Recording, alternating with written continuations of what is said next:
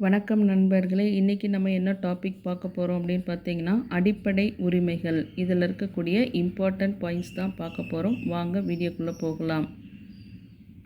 பகுதி 3இல் அடிப்படை உரிமைகளுக்கான பிரிவுகள் குறிப்பிடப்பட்டுள்ளன.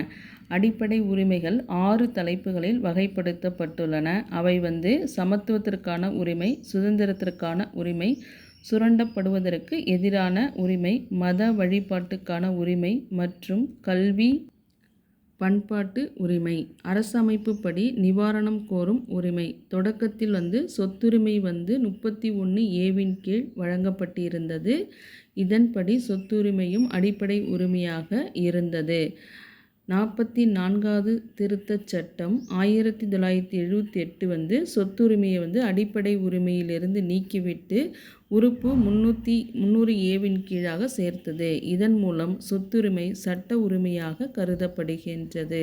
அதாவது தொடக்கத்தில் சொத்துரிமை அடிப்படை உரிமையில் தான் இருந்துச்சு. இப்போ 44ஆம் சட்ட திருத்தம் 1978 படி அது சட்ட உரிமையாக கருதப்படுகின்றது. அதுக்கு ஆர்டிக்கல் பார்த்திங்கன்னா 300A.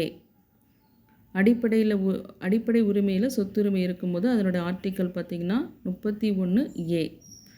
ஓகே வியூவர்ஸ், என்னுடைய வீடியோ உங்களுக்கு பிடிச்சா லைக் பண்ணுங்கள், ஷேர் பண்ணுங்கள், கமெண்ட் பண்ணுங்கள், மறக்காமல் சப்ஸ்கிரைப் பண்ணுங்கள். நம்ம நெக்ஸ்ட் வீடியோவில் பார்க்கலாம். தேங்க்யூ.